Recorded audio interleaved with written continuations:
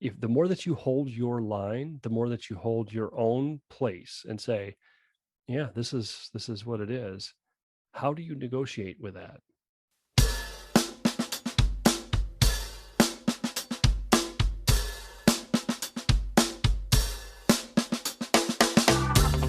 Welcome everybody to the Slow Pitch Podcast, where we talk about sales. And hey, there's Lane. How you doing over there, Lane?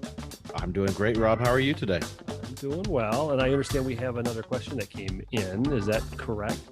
We do. Mark the photographer. How did this come in? Do you know? By a carrier pigeon. All right, let's bring it. So Mark the photographer from Connecticut, he writes, Robin Lane, I have a question for you. He's a photographer who deals with decent sized clients. He says, sometimes I have a smaller potential client that will ask for pricing. They have a vision of grandeur with huge expectations, but don't have the budget to support what they're looking for. They get overly excited about doing the project, but then go silent when I give them the numbers that it takes to create what they want to create. That's when they start to nitpick me down on my numbers to lower my prices. I feel like my pricing is accurate, where it should be, and I don't know what to do when it happens. How do I stop that negotiation? That is an interesting question. And I think what ends up happening is if you get too far into the process of selling and you're starting to get negotiation toward the end there, you're missing something. So let's cover that. Let's get started. You're listening to the Slow Pitch Podcast, a podcast about selling less and closing more. So, Rob, let me ask you something. Just before the intro, you made a statement that sounds like there shouldn't really be negotiation and the pricing shouldn't be a surprise. Well, there really shouldn't. And it's part of that process that we talked about before. And I think I guess this whole question that comes in, it makes me realize we should probably just briefly go through the overview of what the slow pitch is all about and why we call it that. And I think that was my first impression, or my first thought was, if this was a surprise, this price, this number, whatever you gave them, Mark, is a surprise, then you're missing some components. And I want to make sure that we back up a little bit. And while you may not have gotten the sale, I don't know, but let's say you didn't, this is the perfect time and the perfect opportunity to do a postmortem and figure out what did we miss here and what is wrong. So just like any bad surgery or any other bad play on the field that you do, you want to go back and go, all right, what did I miss? And I think that's kind of what I thought we should start with, is quickly go through that process. For everybody's sake, let's go through very basic elements of what we're talking about when we talk about the slow pitch. We kind of related it a little bit to baseball in terms of the slow pitch, but it's not baseball. And when we talk about the slow pitch, when we talk about the slow pitch in sales, we're saying you need to slow your process down, because that's when people will buy easier. But we relate some of these steps to baseball because it's easy. So first base, when you get to first base, that's that first first meeting that you're going to have. It's the time that you say, as a buyer, I want to know who you are. And as the seller or as the salesperson, I want to know who that person is too. So I want to get to know their style, their personality, what they're like as a person, so that I can now speak to them in a language that they can relate to me. And then the second base is really getting into the weeds of the business or the problem. So in second base, I'm asking questions about what their problems are. What are they running into? What needs to happen? How do you fix this? How much is it costing you by not fixing it? All those pain questions that we kind of have gotten into before over the course of several different episodes. All the pain questions do is give them a place to talk about where the problems are in their business and or with whatever they're trying to buy, and how that's related. And then how does that affect the business's bottom line? So now they have a reference point to what their whole business is going through and what that's going to cost them by not doing it, or what the potential is that they could have if they buy your product or service. So there's a value on either side of that. They just need to be able to have a relative point to point back to say, this is what would happen if I do or do not do this, right? That being said, on third base, you find out who needs to be involved in making the decision as to whether or not they're going to work with you or not. And also where the money is coming from.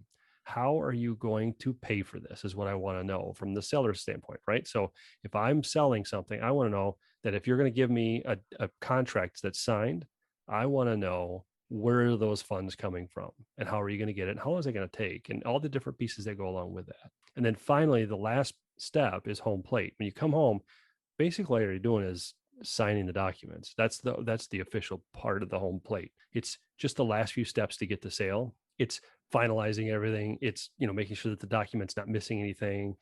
Is there a number that's not quite right because we didn't anticipate this added thing that they wanted to add on later on? But usually that's not the case. Usually by the time you get to that point, they already know the numbers. They already know what they're getting into, and you're just finalizing everything. In fact, that particular, just like it's opposite of baseball, where when you cross home plate, it's a big deal. Like that's a huge step. In sales, if you're doing it right, the home plate becomes a non-event, almost where they're just, this is what we're doing, let's go. And for you, it's an event, but for you and them together, it's just putting everything in writing and being done with it. And let's move on. Let's get this thing started. That should be the feeling, even though it's a little frustrating to feel, because you want to have that feeling of, yes, we got the sale, right? So you can still celebrate behind the scenes, but you can't do that with them. That's the steps. And I think that's why when we read through this question, and I kind of alluded to, this shouldn't be a surprise, is because there's some steps in there that are missed. Does that make sense? Yeah, that makes total sense. I guess I'm a little bit like Mark, where I approach things a little bit different than you, and so the whole reason we're here is for me to learn and for everyone else to learn as we're going along. So, um, while it makes sense, it's easier said than done, I feel. Oh, yeah, no question. It takes a lot of little steps to get to that point. So maybe we should back up to that first base step for a second. And you and I just talk through some of those, how to get to know the other person steps that you would want to go through, right? So Right. what are some of the steps that when you go through a sale that you try to do or accomplish when you're in that first initial few minutes of the meeting to learn who they are? What are some of the things that you do? I like the brief introductions, talk a little bit about my business, a little bit about their business, try to understand what they're doing, what they want to accomplish, things like that. Yeah, and they're all high level, and they're a little bit, for somebody like you and me, that tend to be a little bit more surface and a little bit more impersonal, because you're just starting to try to get to understand some things. And then in reality, the real way you should be doing first base, and this is something that took me a long time to learn, is to get to know the person personally, in a sense of, all right, what's their style? So this is where we go back to DISC. And you go, all right, are they a high D? Are they a high I? Are they a high C or an S? And what are the traits that I should be looking for? So some of the things that I might do in the beginning of a conversation might be just like, hey, is it just going to be you and I meeting today? Yes, it is. Okay. And the way they answer that question is yes, it is, very quickly and very confidently. I might put a tick mark in my brain that says this person might be a D, but I don't know for sure. If they said, actually, you know what, we're going to have Joyce come over and Bill's going to be here too, that might be an indication that they're an S, because they want to include some other people. They could also be an I. So depending on how their approach was, the way that they speak about the team, about the other thing, it really depends on how they answer some of those questions. And then you start asking a few more questions about, well, tell me a little bit. Now, I noticed before we met, I went online, did a little research. It looks like you guys have been around a long time. How did you start this business? How did you get started with this? Or how did you get into this role? They will start to describe things to you in terms of their personality. It'll be things like I did this, or we, or because of my team, or that type of stuff. And you'll start to get into these conversations where you feel like, boy, this person is a very inclusive person. This person is a very direct person. This person is very analytical. All those things will start to come out. And you just have to test them by asking additional questions. So that's really what that first base is for. And then if you get into second base, it's some of those pain questions, right? So with pain, in this case, if you're a photographer, let's Lane, you and I put our photographer hats on, and let's pretend we're photographers, and we've got this client that's coming in and saying, I have a great idea. I want to create photos of all my products that I'm selling online. We're selling these things on a website. We're selling on an Etsy. It doesn't matter where they're selling it. They will need some photography for it. What are some of the questions when you get into the pain for photography? What might be some of those questions? Who's taking your, I don't know, who's taking your pictures today? What do you not like about them? What do you like about them? Yeah, well, yeah, and if do they even have pictures? Right, it's totally true. I don't even True, know if yeah. they have them. Maybe they don't even have them now. Or, well, what's wrong with the pictures you have already? Why is there a problem with those? Now, let's say I ask you, you're the buyer, Lane, and I'm selling to you my photography, and I say to you, what is wrong with the pictures that you have already? You have photography already done. What's wrong? I don't understand what's wrong. Oh, I don't like the light. That's the background. I don't want to see my deck on the in the back of the picture. Oh, they're blurry. There's a million different things you come up with. Yeah, and I, obviously the blurry one would be a very obvious one, like, okay, that's going to impact things. But if they're like, the lighting just isn't quite right, well, that could be a signal to you if you're the seller and you're a photographer, or with whatever you do, they're critiquing whoever did their job before. That's going to be a red flag to you, should be a red flag to you, where you should say, tell me more about the lighting thing. What do you see? And as a professional, you'll see it, but make them explain it. And if they say, well, it just doesn't look right. And if, well, I don't like the way that it was lit from this angle, it should be more direct or more this or more that. And all of that is subjective in a creative field, right? But if it's something that's where you're repairing windows, or you're repairing, or you're doing paint work from our house, same thing applies. Well, I don't like the way that it was done before. Well, why not? Tell me why? Because the more that they can explain that, the more that you're going to know whether or not you're going to have an issue when you work with them. And this is going to be an issue because they want quality. Now you start to go, okay, they didn't say it outright, but one of their issues is quality. Your next few questions could become quality questions. So Lane, if you're the buyer, I might say to you, well, so you've explained the lighting, you've explained this, you've explained that, all the different details that you had. When you put those photos up, I'm assuming you sold some stuff because you had the photos, no? Oh yeah, I sold some stuff. I sold some. So it doesn't sound like it doesn't sound like you sold enough. No, I always like to sell more. Well, sure, I think everybody does, right? So you're saying you think if you have better photography, that's going to get you more in sales. Was that what I'm hearing? Yeah, absolutely. And what happens if we decide to work together? And I'm not saying we will, but if we start working together and then you put these new photos up and the sales don't really change, it's about the same as it was before. What's going to happen then? I'm going to be a little disappointed. Yeah. Yeah, I don't want to do that to you, but it's making them think, right? Yeah. Yeah. So they're thinking, all right, now, does that make them cast doubt about your abilities? Not necessarily. Not if they've already reached out to you, they've done their research, they see your work. Typically, they know they've gotten a referral, they've seen something of your website, they've seen your work. And I'm assuming if you're a photographer, you're in the creative field, you have something out there of a portfolio that's showing that, right? So they know you can do the work. That's why they called you. So when you're asking those questions, that's going to make them think, yeah, maybe it's something else. So here's why I would do that. I would push them a little bit on the pain side, because if it's really just their SEO, their ability for people to find them on the web, nobody's finding them because when they Google, they're not finding that product, and there's somebody else that's beating them out. Well, the photos aren't going to make any difference. And I don't want them walking away being mad at me, or I would rather have them fix that so that it even amplifies how good of our photos do.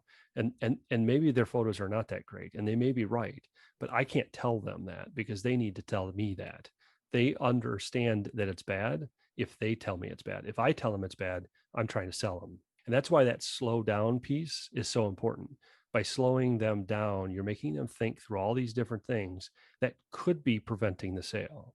And in the end, this 10, 15, 20 minutes, 30 minutes, whatever it takes to get to that point is time well invested with that person from their perspective and from my perspective, so that they feel like they made a really good educated decision and they are ready to move forward, or it's not worth it. And it's not worth my time either. So those pain questions become really important. And I think then you start layering on top of that, the point where you have to really get to in the pain questions is, Lane, you have all these pictures. We've talked about these issues. We know that that's not going to be the issue now. But honestly, I do have to ask this question. If you get new photos, how much more in sales do you think you're going to get? Hopefully my sales go up by 25%. 25%. And that would be probably good. Is that, I don't know your business very well. Is that really good? Is that average? Is that what you're Yeah, just hoping? that's pretty good. That's pretty good. Okay. All right. And so 20, you said, did you say 20%? 25%. 25%. Okay. Yeah. All right. So I did that on purpose. I wanted you to repeat a number that was higher than what I said, because I want you to reinforce in your head, it's going to be the bigger number, even though it's not my number. I didn't give you that number. I thought it was 20 and you said 25. What that does Okay. is it makes them hear that number over again. It reinforces what they want to know, is that they feel like their numbers are right and they need to say those things out loud. And by me mistakenly giving you a lower number, that helps me a little bit. And it also helps them understand where they're at. Now, 25%, 25, I don't know numbers very well. So 25%, remind me again when I looked, kind of numbers were all over the place. Average sale was $300.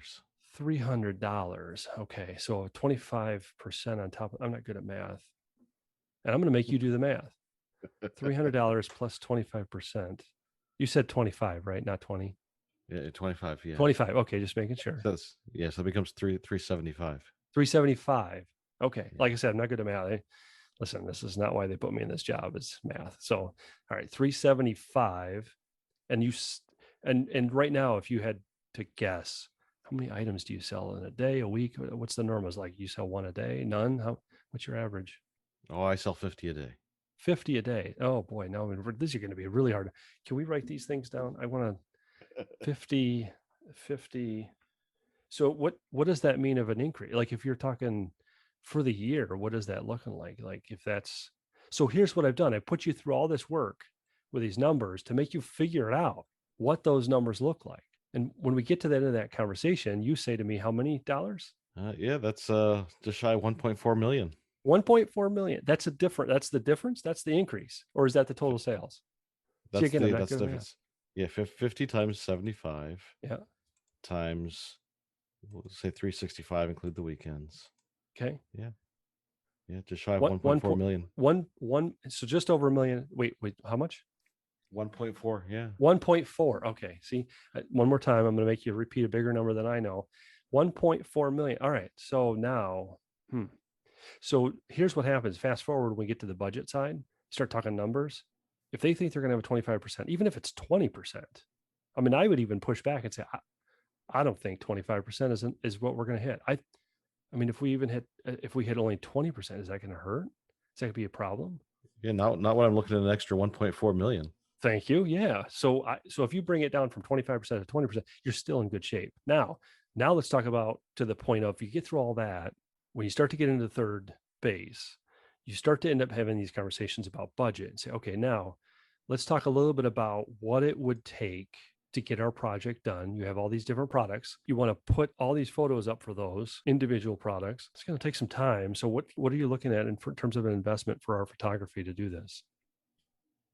Let me back up, because sometimes when people they change their website, sometimes they forget that it's going to take a little bit of investment to change their website, and so it becomes a big surprise. But when let's say you did your website not too long ago, how much did that end up running you when you did, if you don't mind me asking? Well, what did that end up running? Rough numbers. Don't have to give me an exact. Oh yeah, that was $3,000.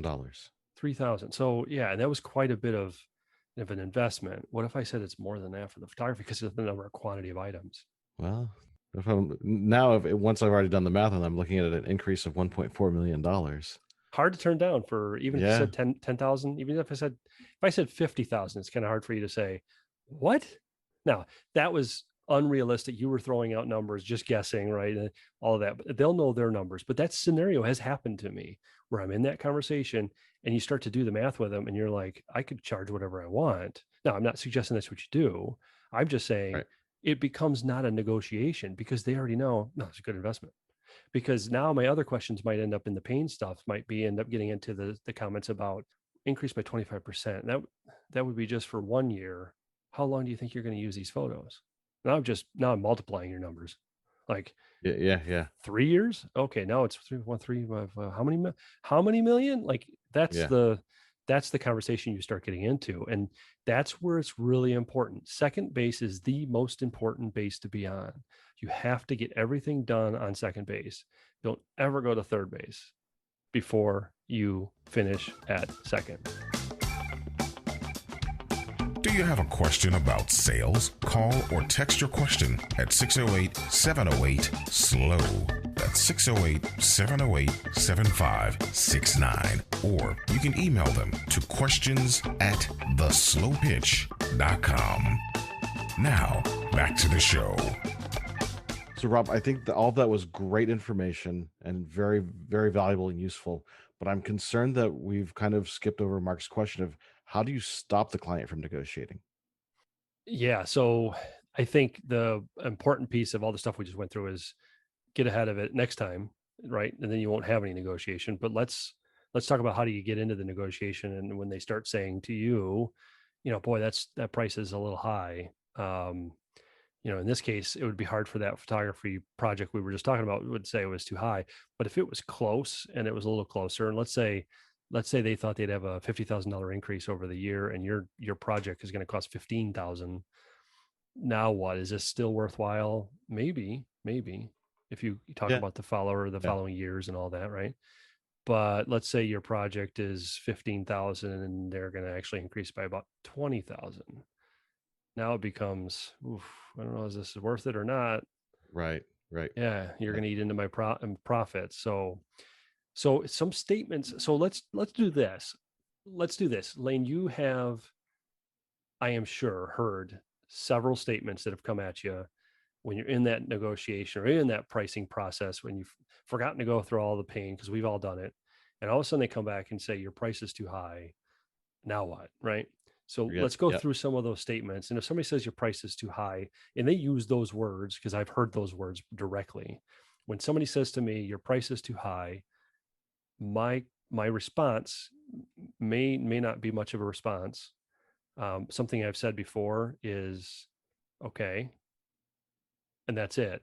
Because I didn't hear a question, I didn't know what they were asking me, and they're not wrong. It is high. I wouldn't say too high.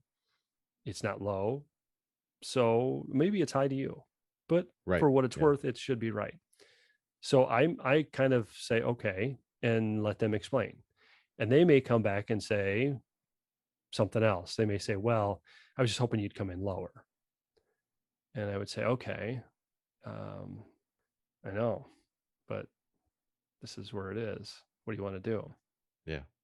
Because I mean, and if you make that statement, I've had it enough times now where I have come back with, okay, or I'm not sure I understand what you're asking me, or and they come back and say, well, I wanted it to be lower. Can you make it the price any lower? Um, and I just kind of pause and say to them, I I mean, it is this is the what it runs. What do you want to do? And when I ask them that question, I've had people say to me, well, I guess that's what it is. Let's go. And when they say that, I have to stop and say, well, you just told me that was too high. And now you're telling me, let's go. I'm confused. Because if it's too high and we shouldn't be doing this business together, that's okay. You don't have to tell me that we should go forward and then later on decide we shouldn't. So if it's too high, it's too high. Don't worry about it. And they will push back usually and say, no, no, no. It was more than I expected. I have the funds. I wanted to do this and it needs to be done. It's an investment. I know it's long. And they start explaining all the reasons why for you. You don't have to explain anything. and that's how that works, right? But if they come back and say it's too high and you say it is what it is, what do you want to do? And they say, well, I guess that's it's too high. I guess I can't afford it. I've had them say that too. And I would much rather have that, because at that point in the conversation, I'm still in the budget stage. I haven't written a thing out. I've spent no time writing out an estimate. And if they Right. tell me it's no go, I just save myself at least another half an hour, depending on the project, right? So there's a lot, and some people more than that. So there's a lot of value in going through those numbers as early as possible and getting them to feel like, okay, this is where it will be. If you don't know those numbers, that's okay. You can, there's a process to that. If you're not a one and done, or you're a couple different meetings, all that still applies. But that's one of those comments I've heard. So I know, Lane, you've heard some other statements, Oh, questions, things come back. What have you heard? oh yeah, yeah. How can you charge so much? Yeah. And so so maybe we should role play these out a little bit. If you said that to me, my first reaction would have been, I'm not sure I follow why you're asking that question. What do you mean? Yeah, that's a tough one to come back and try to explain to someone. Yeah, I don't even know how I would respond to that without you said to somebody, without how can you myself charge, saying without me sounding like a jerk. or I've even said, hey, you know what, I listen, I've heard that before, and I'll laugh a little. I've heard that before, but why do you think we charge this? And they then start to tell me all the reasons why it's worth it. That's what ends up happening when I ask that question back. Why do you think that we charge what we do? Or why do you think that it's that much? It's because blah, blah, blah. They'll tell you, well, the quality, I can see the quality. I can see why. And they convince themselves. They just want you to break down. That's what they're waiting for. Yeah. It's better for them to sell it to themselves in that regard rather than you tell them, I've got years of experience, the knowledge you're paying for, the value of what I know and can do and blah, blah, blah, blah. I will go out on a limb, and anybody listening, please, you tell me if I'm wrong. And this may be a bold statement, may be offensive to some of you out there, but I will say to you, what you just said, Lane, is very true, that they have to sell themselves. I am not going to sell them, right? So I always say, the one thing I always say is, I never close anything. I never close a deal. I never do. The potential client always closes the deal. I let them close it. They always close it. And they always want to close it. They always want to close it faster than I want to close it. And so that's why I always suggest slowing things down, because if you're trying to push it, they will want to back away. Or if you're trying to argue a point, like, how can you charge so much? Well, we put all this research in and we do this and we do that, our paint colors, it doesn't matter. Everybody else can say the same thing. Why does they care? And why does it make any difference? There's no difference between you and your competitor. I'm sorry, there's nothing. If you think there is, try this. Quit your job today. If you're a salesperson, quit your job today. Take your paperwork of all the different things and points that you're going to sell your product that you were just finished selling on, go to the nearest competitor and start working for them.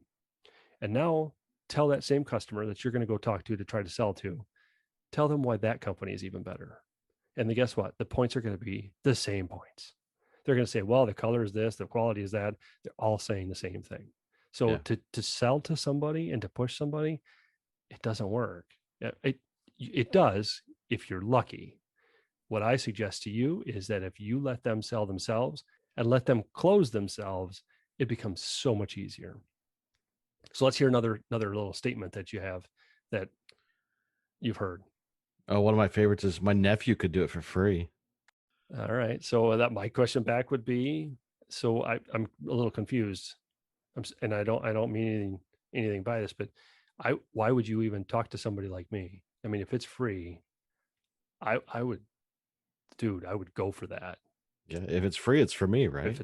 That's right. So listen, if that means I didn't get this job, that's okay. I'm totally okay with that, because if you've got a better deal with it free. I mean, they're going to argue back. No. You can take better pictures than he can. Well, all right. They say that to me, and I have to come back with, well, why? I don't understand why you wouldn't just use him or her. Like, if that's the person that's giving it to you for free, why wouldn't you just use that? I don't understand. I've even had it where a competitor is already doing the work, and now they want me to come in and do something just different. And now they're like, well, they weren't charging me that much. I'm like, okay, yeah, they're doing half for half price. Yeah, I'm sure. This is where I'm confused. I don't know why did you call me then? Because it sounded to me earlier like, and maybe I'm wrong, but it sounded like you wanted to change companies. But if that's not the case, that's okay. Like, it's totally okay. And they have to make a decision. Do I want to pay a little bit more for quality, whatever that is, or stay the same? And it's okay either way to me. It doesn't matter to me. What other statements? Any else good ones? Oh, sure. I'm pretty confident my dog could do it better. What kind of dog do you have? A really, really intelligent one. Really? Dude, with opposable thumbs too. All right. Well, then I need one of those, because I could use somebody on my team. If he's willing to have a job, I will take it. I bring him over. It works for dog food too. Oh, perfect. Kibble. So do I. That's perfect. Have you ever had anyone ask you if you're crazy? Yes. I have. Are you crazy? Yes. Yes, I am. That's a very simple response. Next question. I've even had somebody reply in an email because I was doing something back and forth, and it wasn't numbers or anything like that, but there was a statement I made, and then he sent it back. He thought he was sending it to his business partner. He only sent it to me and said, "This guy's on better drugs than we are." And I was like, "What?" I don't know how to take that. So I actually had picked up the phone and called him, and I said, as a matter of fact, I might be, but I'm kind of curious what you mean. What statement made you say that? And he kind of explained, he's like, "I'm sorry, I was only joking around." But it was one of those, I didn't know what he meant. And because what I put in there was some details of things that were, what was going into his project. And he didn't like it apparently. So that's fine. And we ended up in that particular case, I ended up saying to him, "Listen, it doesn't sound like we're a good fit. That's okay. I'll go back to my drugs. You go back to yours, and it's totally fine." And he's like, "Okay." So it was weird, but what do you do? Any other ones that you could think of at all, or no? No, I think those are the highlights. All right. I would love if you have anybody out there listening has other statements that they've heard that they go, "How do I reply to this?" Please just send it in, because these are fun. I look forward to this part of the sale, because if I've done everything correctly, all of the conversation about pain, and then we get into the budget part, and then we get into here's what it's going to run from an investment standpoint. And if they start replying with that, then I'm like, okay, I don't what am I supposed to do? This is what it runs. This is what it takes. You know what it takes. I know. So I don't need to say anything more than, yeah, that's what it's going to take to do this job. And if the more that you hold your line, the more that you hold your own place and say, yeah, this is what it is. How do you negotiate with that? It's hard. You can't negotiate with somebody that doesn't negotiate. Yeah, exactly. You just don't. So hopefully that helps anybody else out there that may have experienced the same thing. Mark up there in Connecticut, we appreciate you writing us with this question. Any other tips that you have, Lane? It sounds like from everything we've covered, Rob, the secret really is listen more than you talk. Yes, that's correct. Well, I think that's one of the big takeaways that I've heard is you sprinkle in your little questions here and there, listen more, talk less, and you just kind of stand your ground. This is what it's going to be. And at the end of the day, if they choose to be your client, then that's great. And if not, no harm. Everyone goes their own way, and you're on to the next deal. Yeah, and that's why we really talk about, and we say in our promo stuff, that if you just slow down, you'll close more. It's amazing to me, by just allowing the potential client to talk and go through the stuff that they need to go through and explain to you all the different things they need to explain to you. As long as you're using the techniques and the process to get them there, they'll close more often just by slowing down. You won't even have to try. It always reminds me of when you go to a job interview, the interviewer asks you a question, and then they sit quiet. And then all of a sudden you feel like you have to talk, and then it's all over. You talked yourself out of a job potentially. So don't let that happen to you in sales, because that's the same thing. You're the interviewer. You need to be the interviewer, not the potential job hire. You are the one that needs to be interviewing and asking the questions. It really sounds counterintuitive, but I can see how the process works if you just stick to it. So why don't we go ahead and wrap this episode? We really appreciate everyone listening, and we'll see you next time, Rob. All right, we'll see you. Thank you for listening to The Slow Pitch. Do you have a question about sales? Call or text your question at 608-708-SLOW. That's 608-708-7569. Or you can email them to questions@theslowpitch.com. Slow down and close more.